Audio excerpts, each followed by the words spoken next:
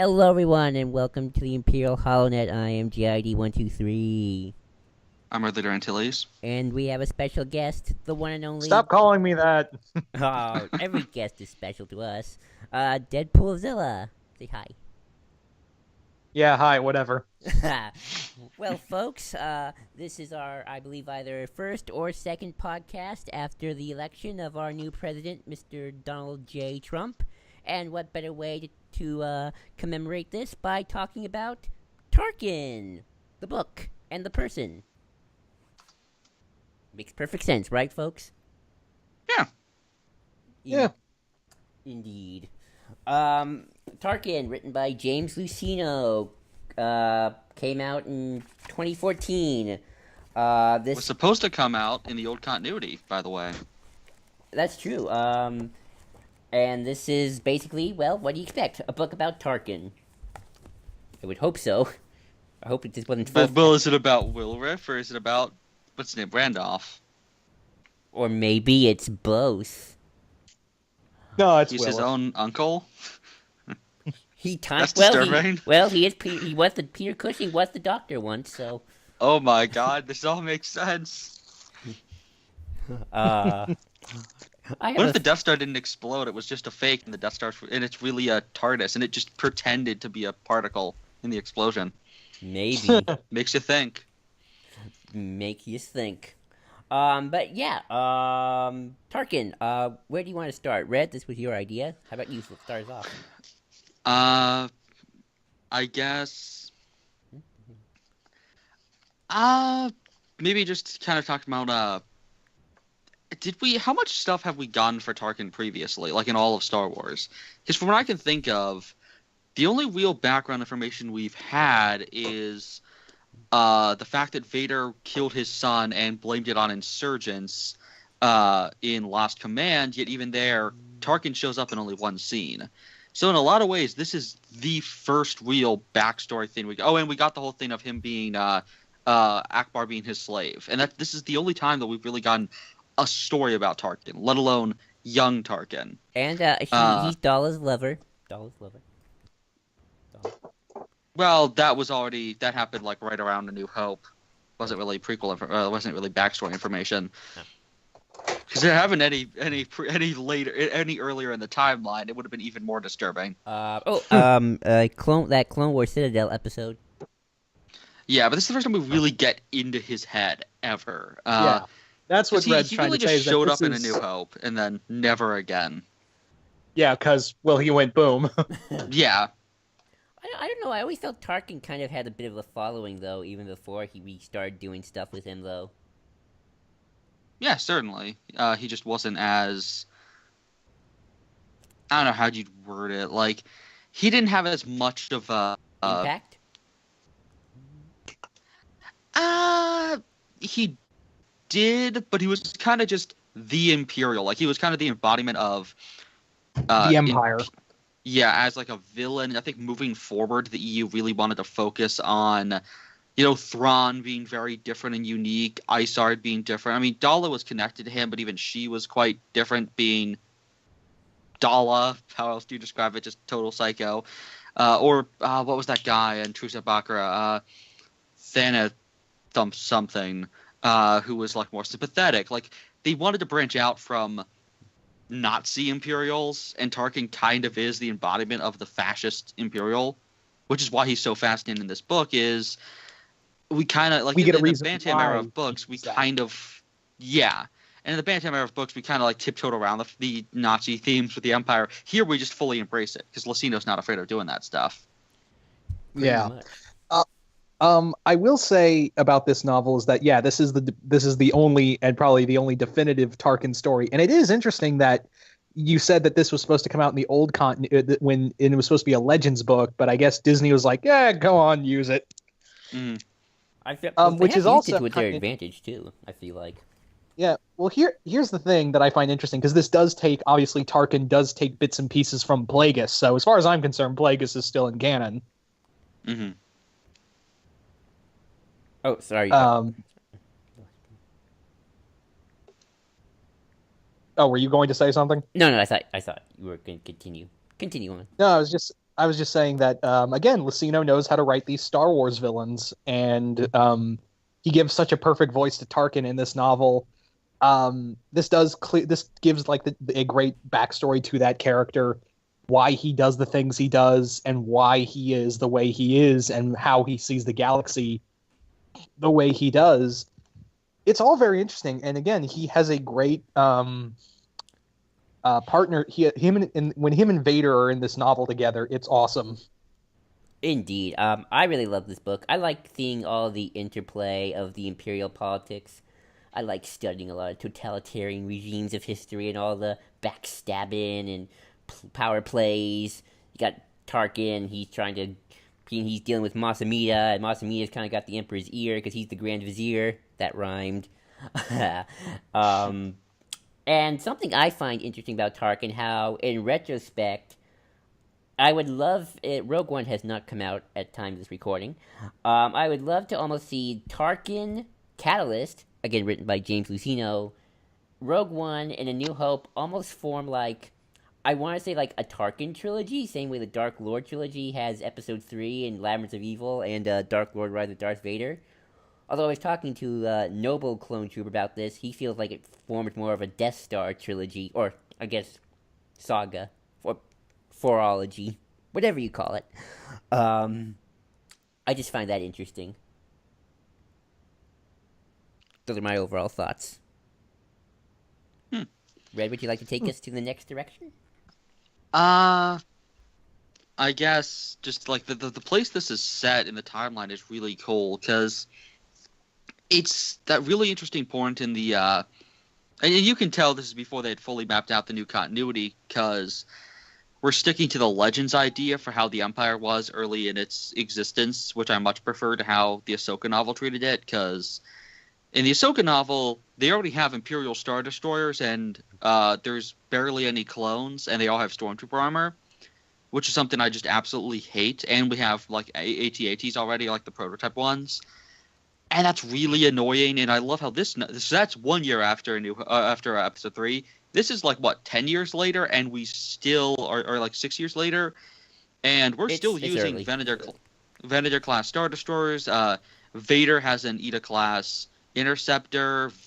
Tarkin even flies in a V-Wing. And, like, they're still using prequel-era tech. I think they even mentioned an ATTE. And, like, that's just really cool because it's a nice meshing of those eras. I mean, everyone are still clones in a lot of ways. Like, the Empire it's a slow build to the Empire we see in A New Hope, and this really does show that, where they're mostly cracking down on pirates and the remnants of the Separatists. They mentioned that in Catalyst, too. There's a big rebellion. Mm-hmm. I don't know how far you got into that book yet. I don't think either of us have gotten far. I haven't even read Catalyst yet. And I'm like 5 chapters in and have been for the last month. I already finished. I read that book like that, man. Hooked. Don't have to brag. They mentioned clones in Catalyst. Yeah. Oh yeah, I like a lot of the early stuff too. Yeah, you can also tell. I don't think they had Krennic was invented yet by the time this book was around. Mm-hmm. But yeah, like with this whole thing, it's just so interesting kind of scene again. Like, you kind of get the sense that a lot of the Imperials started out with a lot of more fascist ideals, but they kind of just like kept those at bay or didn't fully get enabled or empowered as much.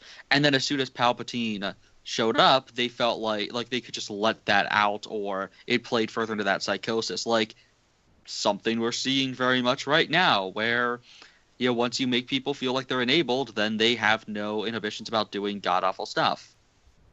We're free. Yeah. Let's do horrible things. The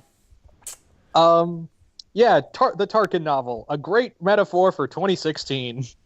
It really is. Mm-hmm.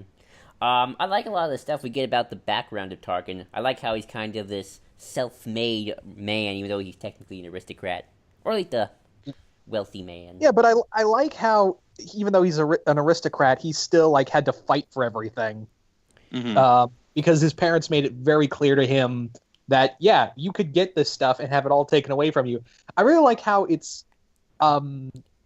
he is living that kind of high society life, and you'd think, oh, this is where he got the superiority thing, and to an extent it is there, but the other thing you have to look at is that Tarkin in here is, he doesn't, he, even though he has this kind of superiority over certain people, it's because he had to earn it. Mhm. He lived in in Ariadu's wilds for how long? Oh yeah, like what, 5-10 years? Yeah, I think around 5 to 10 years. Yeah, and like I like how it's pretty similar. Did anyone else catch like Nemoidian feeling with that whole backstory and how the Tarkin family treats its young? Yeah. I mean, it's not as cruel as what the Nemoidians do, but it's getting up there. Hey, the Nemoidians produce some great people like Newt Gunray. Just saying. Yeah, because they put their babies on the roof to make them suffer. They have to earn the right to actually eat and be inside the house. And that's why Newt Gunray became the Viceroy. Well, that Exactly. That's why they grab for anything they can get, because that's what they were taught to do from birth. Well, actually, he became And same the goes with Viceroy. Tarkin, except in Tarkin's case, it's less swindling people and more actually being Fighting for strong. it. I mean, I love that moment when you just perfectly see, the kind of guy Tarkin is, where there's a bunch of Jedi and they don't want to go, and they're like, oh, we need to, like, how should we tell how deep the water is? He just walks into the water, just stands in the middle, and he's like, oh, it's this high. Ooh. It's like I love how hands-on he is, and you kind of get the sense that he doesn't like always being on the Death Star. Like, he probably, I mean, there's even that point where he's like looking at himself in the suit, and it's kind of awkward. Like, he doesn't like wearing the uniform as much. Like, I love that line about how his uncle would have said, "Needs more blood on it." Yeah. Can we just talk about also how? Can we talk about Jova real quick? Yeah, that guy's great. I always picture him Yeah. with a big beard. Don't ask me why.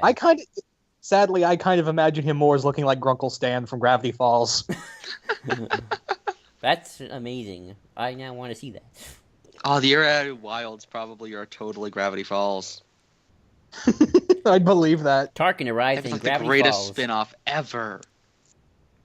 I think I think Jova's a really cool character because again, it's a like almost an OC character, but he's he's like a Gary Stu character. He's like, oh, I'm related to this character and you've never heard of me before.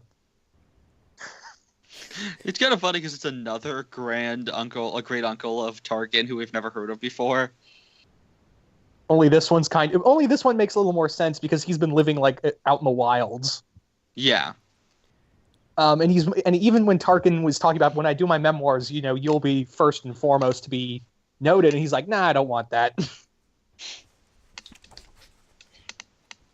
So in a way, I kind of see, like, it makes sense of why Jova was, why we never heard of Jova before, because he's pretty much a wild man. Mm. The wild man related to probably the most uptight, obtuse security Grand Moff ever. Yeah. What the other thing is kind of funny is, like, at the end of the story where they find the teller, the last of the rebels of that cell, they have this conversation that almost sounds like it's Tarkin just having a conversation with a family member.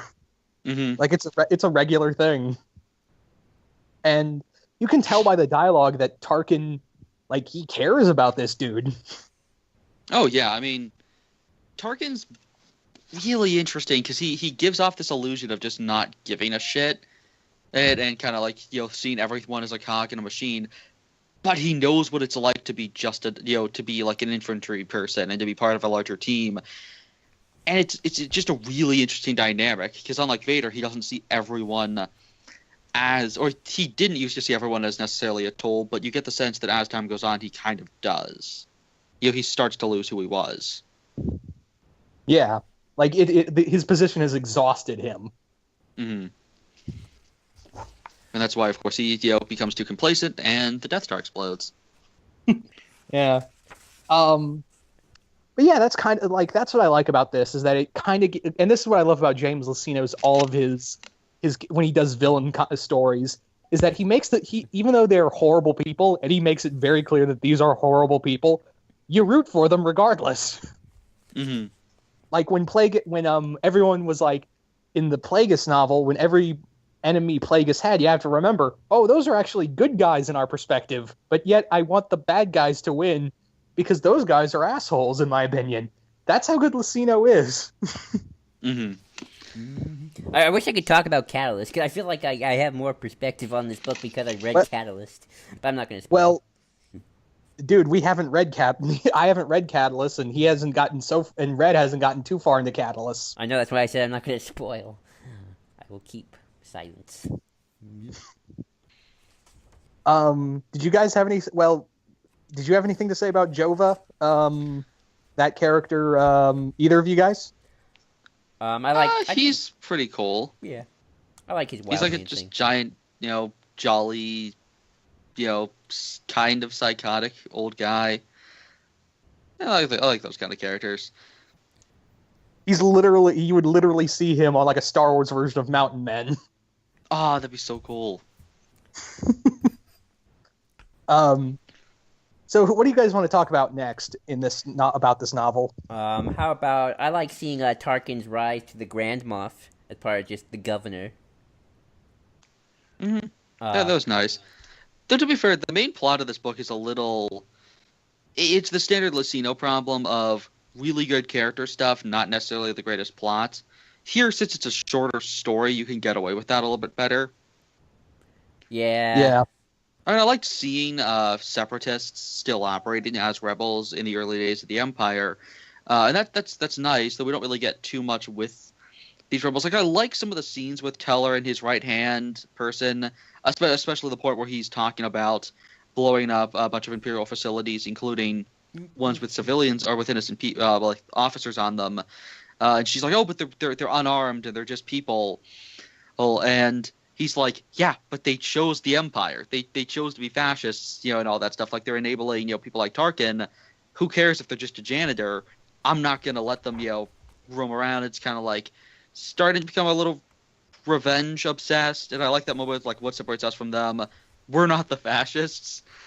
I just wish that got a little bit more time because you could totally make more of a story out of Teller. In fact, it'd actually be pretty cool if we get down the line a story with Teller. Yeah, because it does leave open that it's possible that he could have survived. Maybe he's working for Saw Gerrera. I don't know. Actually, could be. I could buy that. Well, he's a separatist. Saw probably would have killed him. I don't know. Maybe their hatred for the Empire. He's grown so blind, like he's starting to forget. You were a separatist once. You killed my sister. The separatist. Yeah, Teller was that gunship. The whole time. You don't know. Yeah. That. But here's the thing with the whole story of like the carry-on Spike, the ship, is that a lot of the characters I totally forget those names outside of Teller. Mm-hmm. Yeah, I totally forget about those characters, and like you said, that's the problem with Luceno's work is that while there is like it's an interesting main plot, but it doesn't go anywhere, and the best stuff is the character pieces. Mm-hmm. Yeah. Not to say this is bad, mind you. There's some great, well written out action scenes. Oh yeah, certainly. It's a little weird to see Tarkin in a V-wing. As much as I like the fact that there are V-wings, it's a little weird to see him like flying around in that. I just imagine him piloting with this like dull expression, the Tarkin expression. He's just shooting it down and just like he doesn't even like go. Grr, he just had that Tarkin look. Yeah, it's just a straight face the entire time. Yeah.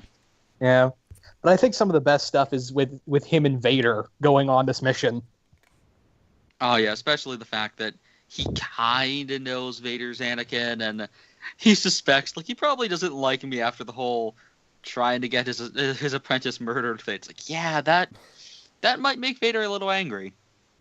Yeah, well, I think he's like what I like about this is that it is kind of thrown out there. It's like he probably doesn't like me for trying to get Ahsoka murdered.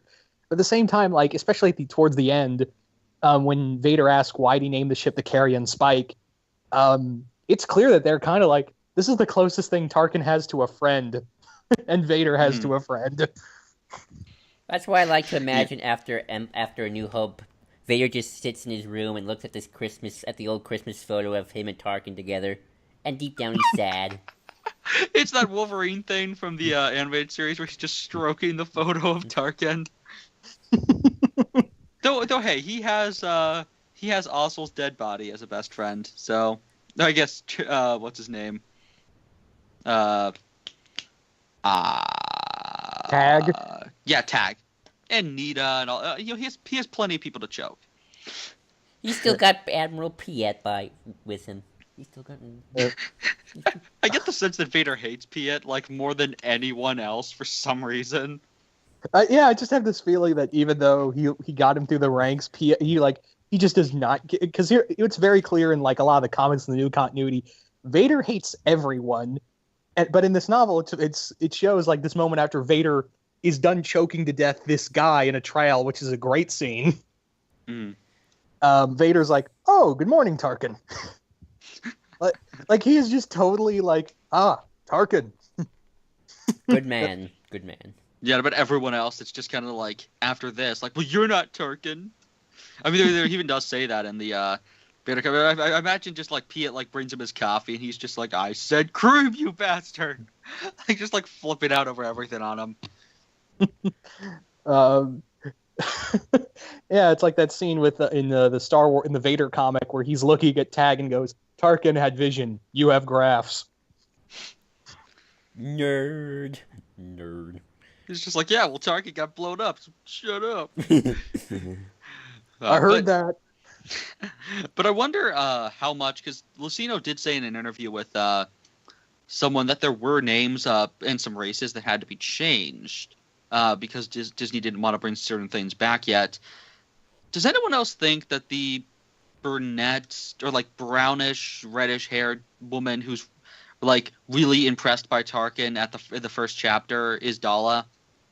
Probably. Yeah, I'm pretty sure that was supposed to be Dala. I didn't even know that was part of the thing. That totally is Dala because she's like all impressed and like kind of flirty. It's Dala. I didn't even know there was. Though she doesn't threaten to crash a Star Destroyer into anything, so it was weird. Yeah. Yeah, that was definitely Dala. Yeah.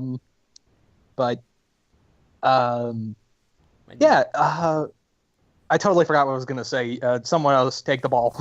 I like the ending where Palpatine pretty much states out his plan. I know Luceno said in an interview he wants to do a Palpatine book set after Empire, or is it during Empire? I think he said during Empire. Yeah, that'd be interesting because we gotten much with him. I like it after A New Hope though, because I like to see Palpatine's reaction. Well, we already saw his reaction to Death Star, so maybe like his plans to seduce Luke to the dark side, and become maybe a god. like how about and be grateful I said dark side. Well, here's the thing. Like, here's my idea. How about one after New Hope, but since there's a 3-year gap between New Hope and Empire, how about like a year after New Hope, and it delves more to like the second Death Star? That'd be cool. We gotta know how that thing was built. And I'm just making sure Jared piss himself constantly. Yeah, that'd be nice. Yeah. Yeah.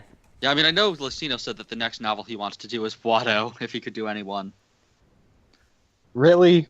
Watto? He might make. I mean, I guess you could do like a thing about like what it's like to like because he does always use reprehensible people, and Watto is pretty damn reprehensible. Hey, he might show up in Rogue One, so you never know. You never know. We always forget that Watto is a slave keeper. Like it's kind of fucked up, more like to a level that we never really discuss. You know what I'd really like to see James Luceno do a novel about? Ula? No, Greedo. Greedo. Oh, Greedo. Oh god, not Greedo. Greedo. I said Greedo. Yeah, no, but Greedo's an actual character. Yeah, well, Greedo I said is the female Greedo. Yeah, Greedo would be interesting because there was a short story with him in which one was it? Tales. Yeah, was it Tales of Mos Eisley or the Bounty Hunters? Mos Eisley. Yeah. Then that one was pretty cool with like those giant cats that hunt Rhodians. Yeah. Yeah, yeah, that'd actually be a lot of. That'd be pretty cool. Just like at the ending chapters, him going into the into the cantina to meet Solo. And he's like, I'm gonna make it big. This is what's gonna make me a hero. Oh, and like we're just gonna find out that like, or maybe we're gonna find out that he was like actually gonna bring Han to like safety and not kill him. No, no, Like no. he was no, actually gonna save him, and then Han shot him anyways, and it's just like, no, poor Greedo, and like we find out he had like a family, and like just make it the most. But actually, he did. He was trying to make money so he could bring his family away from their hellish homeworld. I got a better idea. Kind of makes you hate Han a little. I got a great idea for the ending. At the end, you focus on like these two guys outside the bar, and you hear bang, and they look outside, and they just one of them goes, "I wonder who shot first."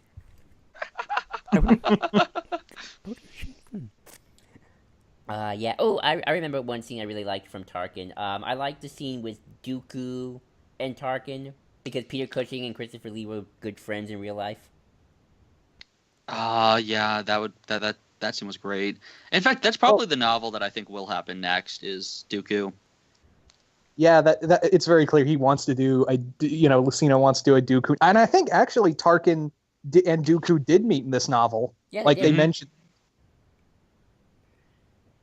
Yeah, they did. They did Yeah, a scene together when he was like, "There's gonna be like he's like, we might be on opposite sides politically, but there's gonna be a giant like coup thing." Like, yeah, this war we're starting, it's pretty much a fraud. He's like Penguin in the first episode of Gotham, like, there'll be a war and a river of blood in the streets. Except a little more toned down because this isn't Gotham.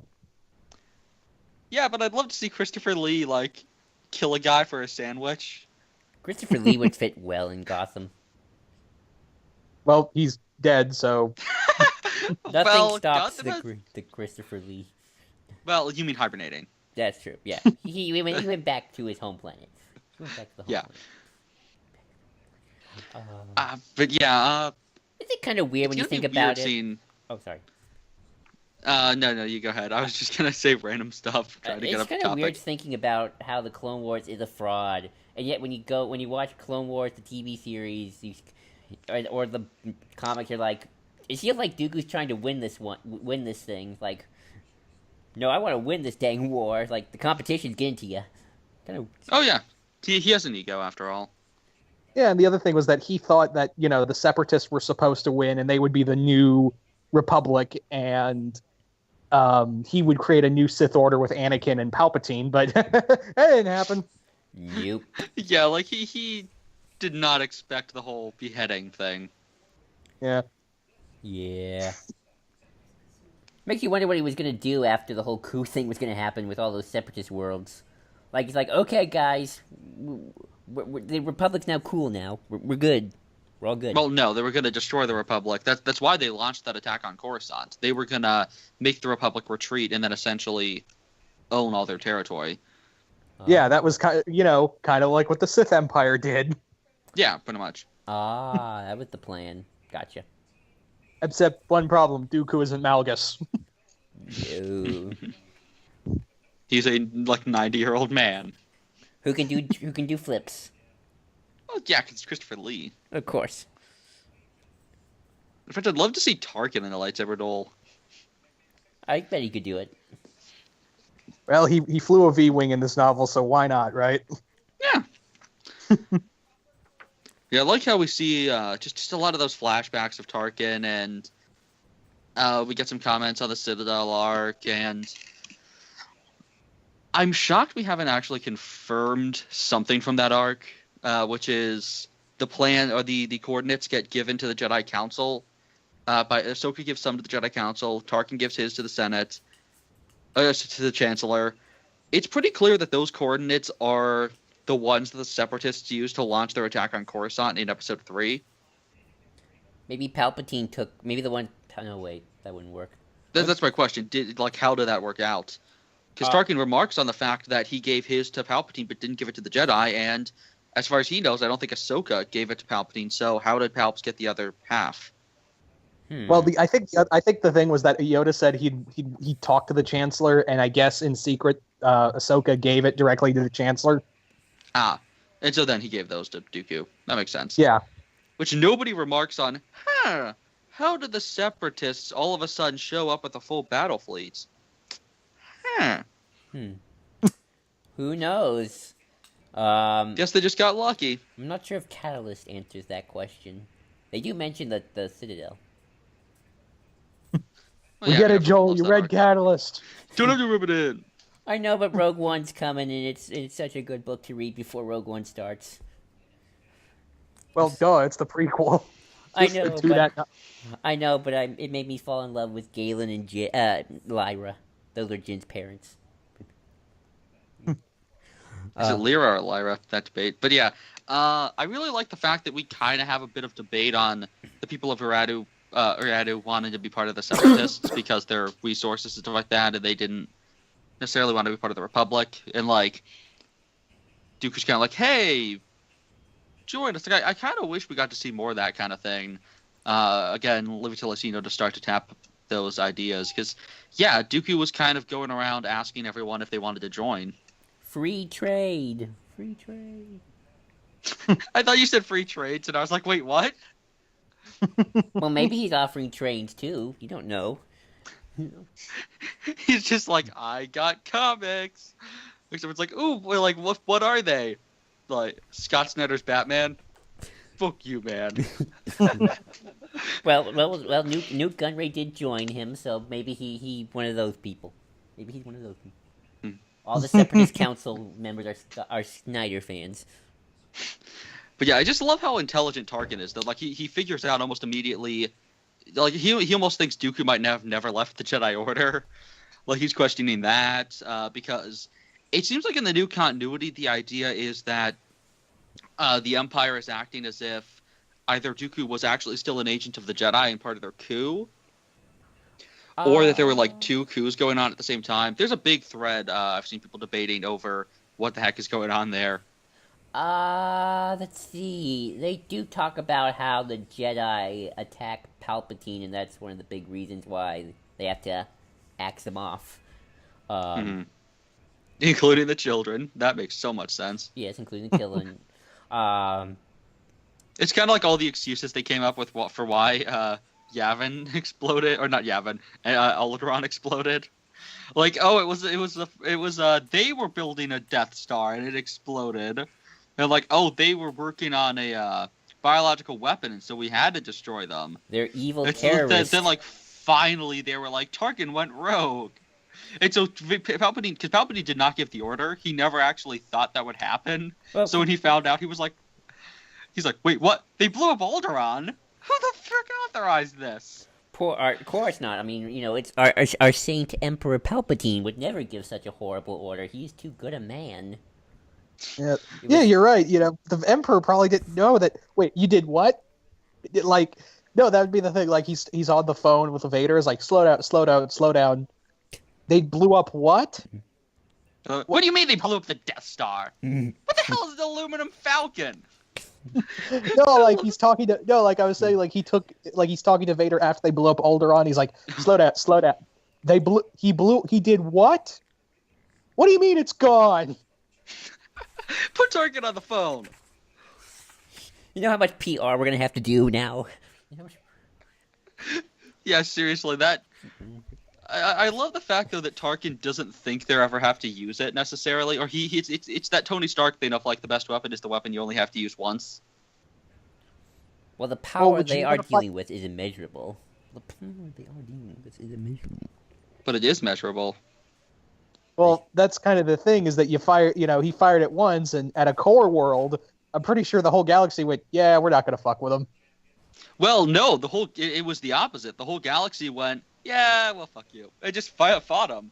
That's kind of like that was the biggest mess. I mean, in a lot of ways, that's the moment the Empire lost. In a way, Tarkin killed the Empire because destroying a core world, or well, they're like one of the main worlds of the Republic, just showed the entire galaxy how effing cruel and desperate the Empire was, and so it kind of gave this feeling of, oh, they're getting that desperate.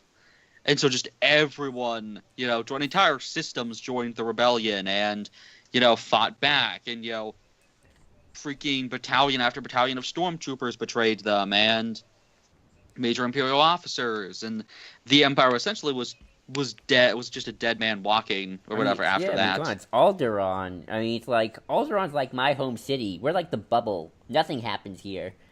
Something could happen. World War III could break out, and we probably would never feel the effects. Yeah. Well, when you think, the other thing, like Alderaan was like one of like a planet that stood the test of time. Like it was how long had it been invaded by the Sith? Yeah, like over and over again. I mean, it was kind of like an embodiment of the Republic's will against the Sith, which is probably why Palpatine wanted to keep it, because they took all this time to take over the Republic. The Sith have finally made Alderaan join them, and now Tarkin blows it up. I mean, he wanted at least more than 19 years of gloating. Yeah, he wanted to say, "I have this now. It's mine." He just talks to Malgus's ghost, and he just has the holocron of Alderaan. He's like, "I have it, and you don't." Nee. How long did it take you to take that? A couple years? One. And then like all of a sudden, like he's showing like a live feed, and it just explodes. I think we made a oopsie. I think my favorite. He's like, I'll call you back. I think my favorite. Just Force Ghosts are freaking phones. I still think my favorite Alderaan joke is the Phineas and Ferb parody where Doofenshmirtz has a real estate on the planet, and he's like, he looks at it, and then behind him, Alderaan blows up, and the stocks just go plummeting.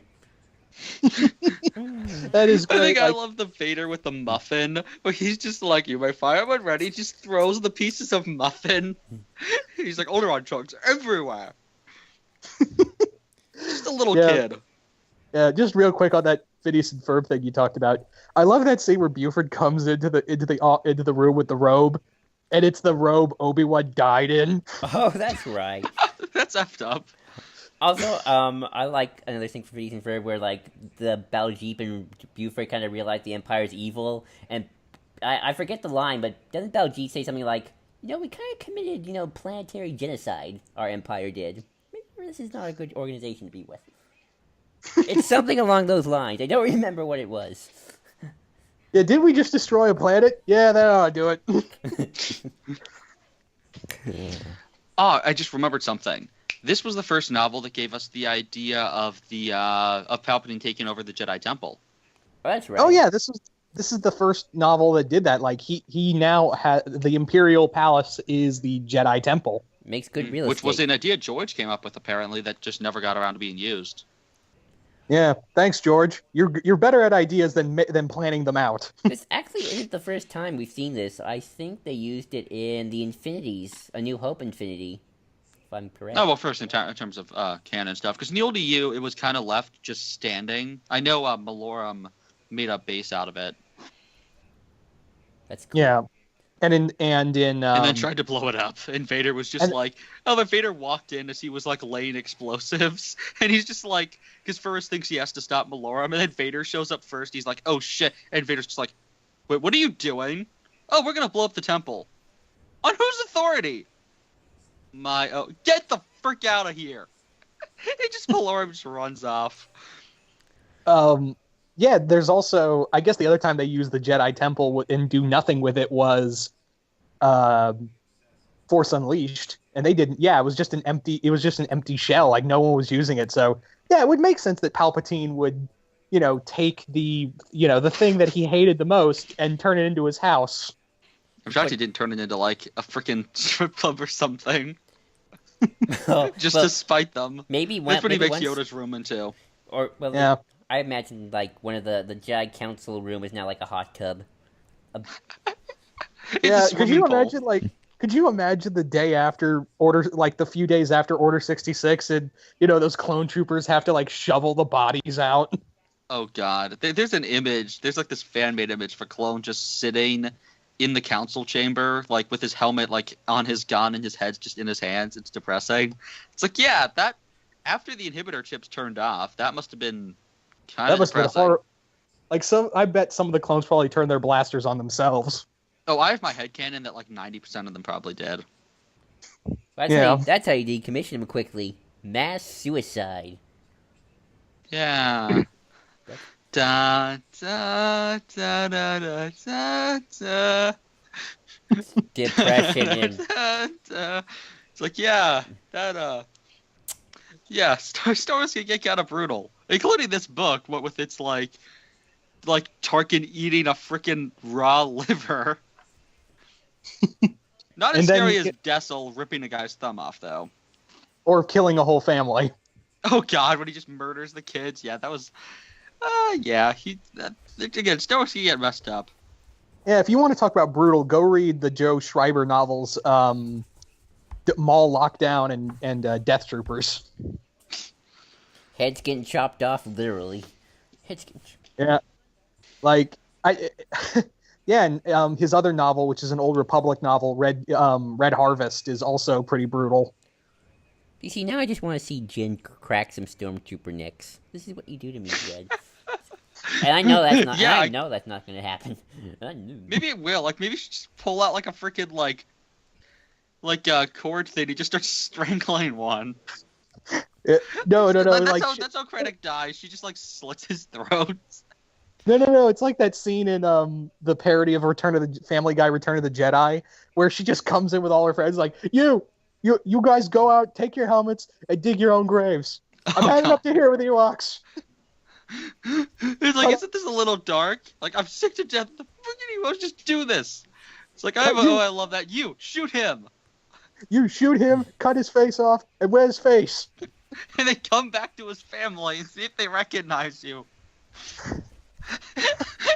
She just does that to Krennic. Like, they just walk in on her wearing his face. She's just like, hey, Cassian. Like, why did we get her as part of the team? Because she's Jin Erso. I guess because she's Galen's daughter. It's like, oh, Saw taught me how to do that. Probably did. Probably did. But yeah, but back to the novel. I mean, I do really like seeing. What was the world again? The one from Dark Lord. I know the one you're talking about. I just can't remember the name. Starts with an M. Let's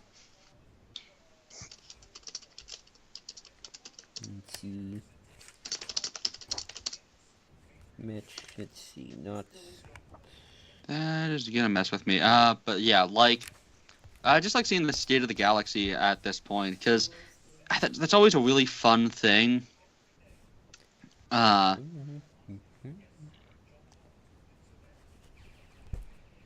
Luceno's very good at it. It's Mercana.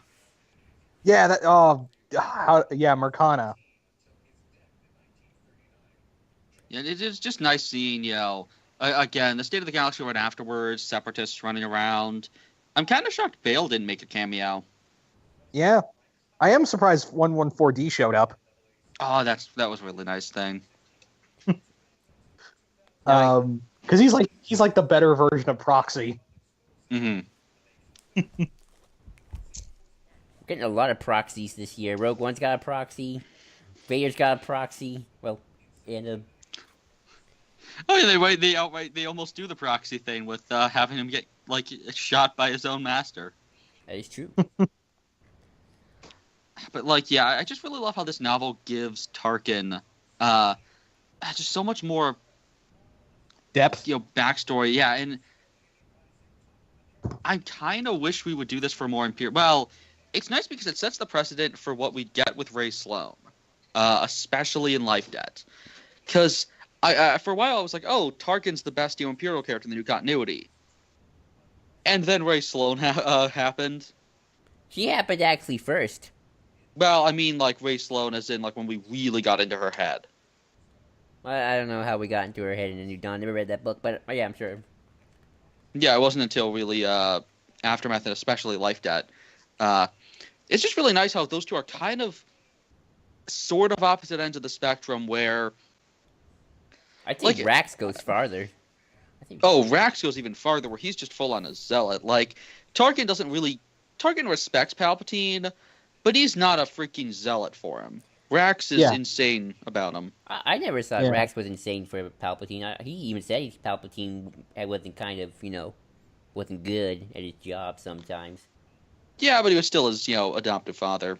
That is true. I feel like more or less Palpatine. He's probably just pissed Palpatine didn't get him an Xbox that one year. Yeah, obviously. I was thinking more like Yeah. he's in terms Yeah. of like the whole order fascism thing. Rax takes it to the next level. Tarkin is more. I don't want to use say. I'll just say like Italian fascism. Rax is Nazi Germany fascism, and I don't know much about fascism, so I probably shouldn't be using these words. Steve, if you're listening, I apologize. I will read your paper on fascism when you write it.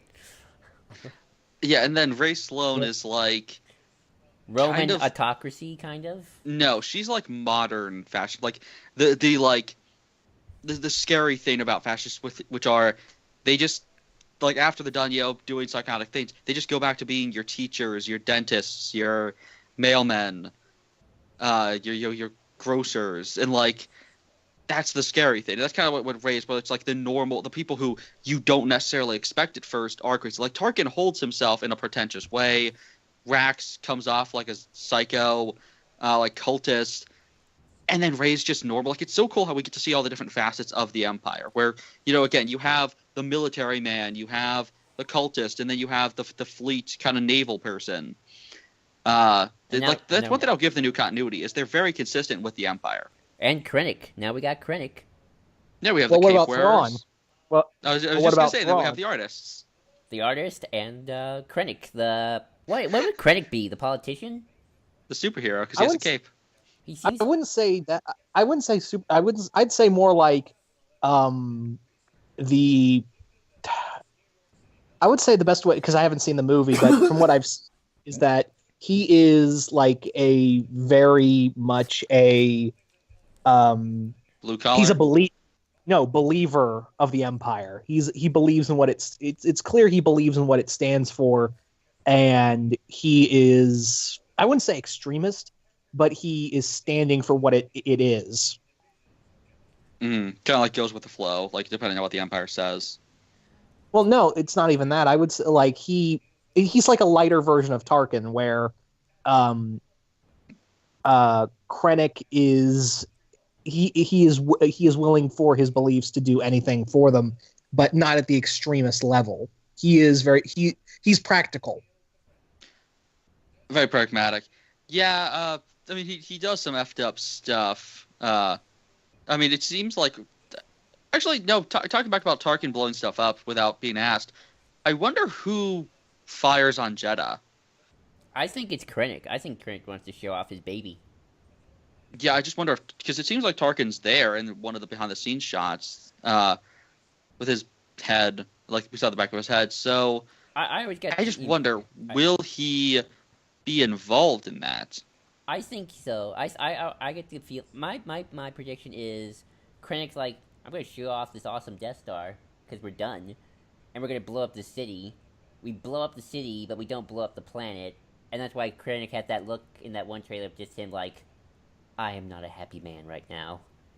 And you're gonna go to Galen. It's like, why is this not working? And he just smacks him. Something I just want to talk about. I always find it funny how the Empire in the Batman era kind of became less... Bantam. Bantam? Batman, I thought. Batman? No. Became less fascist. However, in Episode 7, it's like the Empire did a 180, and now we're even more fascist. We're now full-on Nazis. We're all zealots with the First Order. Let's be real here. The First Order is pretty much like the ISIS of the galaxy. Oh yeah, totally. Pretty much. But yeah, with the Bantam, and it is Bantam. I looked it up.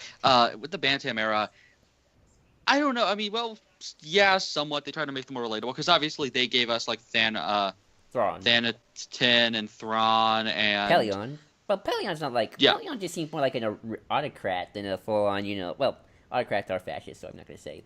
Well, they didn't make them, like, full-on Nazi level. Yeah. And then, once you get novels like Death Star later in the EU, when Del Rey takes over, you kind of get this kind of thing, like what Tarkin is here, where he is unapologetically kind of a Nazi. He's just not necessarily. It's kind of like with Ray Sloan, where it's like she's not necessarily a Evil. bigot, but she also sees people. She understands why, in her mind, humans are better. Yeah. Or more like she's fine with them being on top because that's what it takes for the Empire to remain. Yeah, but with Pelion, I want to go back on Pelion real quick. Pelion, I would say he's more like he believes in the honor kind of system. He's very much like how He's a Boy Scout. No. I was about to say he's very much like the Japanese imperialism of the the Japanese Empire that was in World War II. Mm. Where he does have that kind of sense of honor, but he's more like, yeah, I have honor, but that doesn't mean I have weakness. Yeah. And then with the First Order, I don't think they have any honor. Oh no. No. I mean, we see that with what they do in Life Debt, where they have sleeper agents who they've tortured, who shoot Mon Mothma, nearly kill her. Like, they don't have any sense. I mean, there's even that moment where Ray Sloane's looking at people running around screaming after the terrorist attack, and she expected a giant fleet to bring order to the Republic, and instead it's just terrorists. And she's like, "This isn't my empire. This isn't what I built. And then This isn't order. This isn't order. This is chaos." And then there's that Yeah. assistant of hers It's- who's like, Rax is the greatest thing ever. He will lead us to the Empire, even though she and Rax were, listening to some opera. Yeah, that's kind of the thing, is that I think Tarkin would look at the likes of Hux and be like, dude, turn it down. Well, the Hux You are are- good Yeah, because I weasels. don't think Tarkin ever gives a speech. Like, he's very calm and collected here.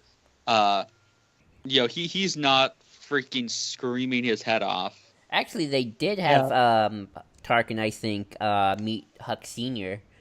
I don't think he took very well to him. He kind of sees him kind of weaselly. Yeah. Well, yeah, because Hux Senior is kind of a wimp. I feel like all Yeah, the Huxes but- are wimps. Well, I think if Tarkin had met Hux, he'd been like, okay, dude, seriously, you're at a 10, I need you at a 5.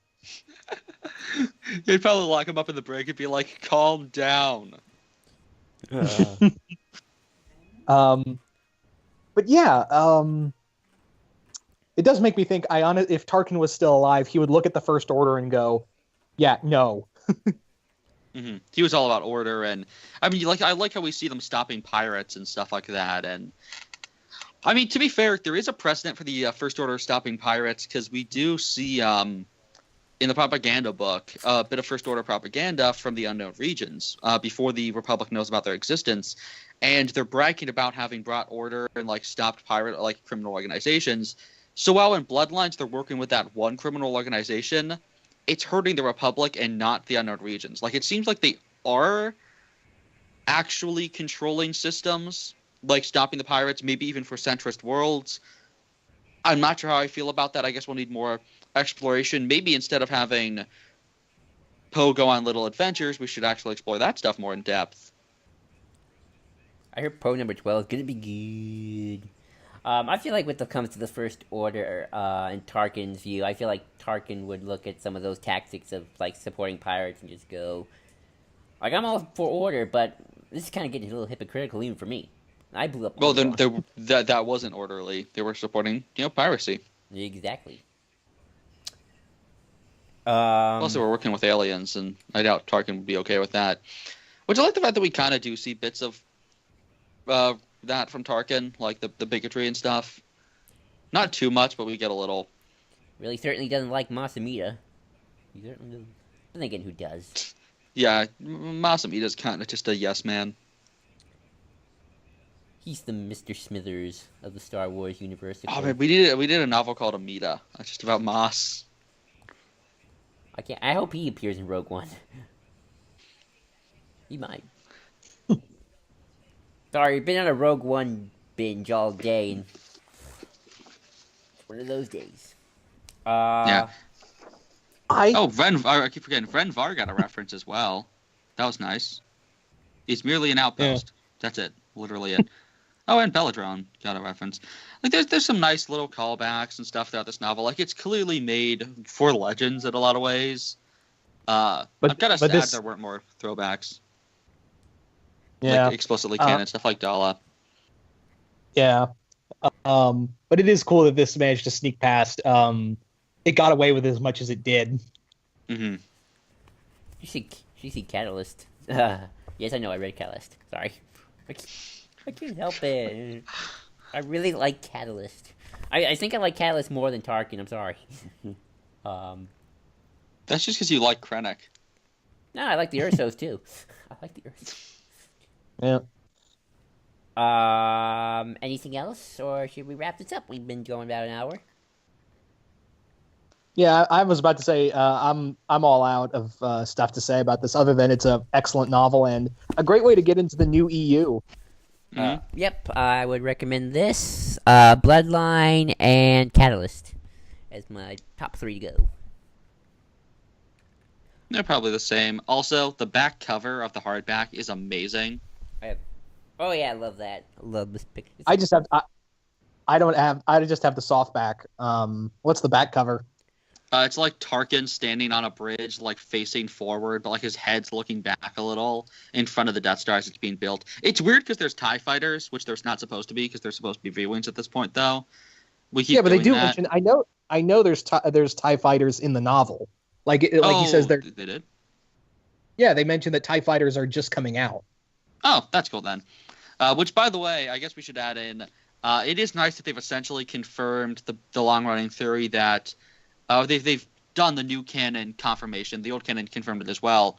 That the final scene of Episode 3 with him, Vader, and Palpatine does come much later. Oh, cool. I did not know that. Like it's out of time because it happens at the end of the book, or it's about to happen. Ooh, interesting. Didn't know that. Because they mentioned it hasn't been lifted off of Geonosis yet, and this is like 6 years into the timeline. Ooh, nice. That's cool. I thought I had one more thing to say.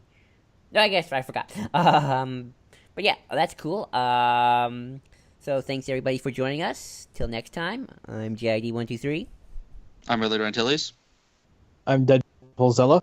And you may fire when ready.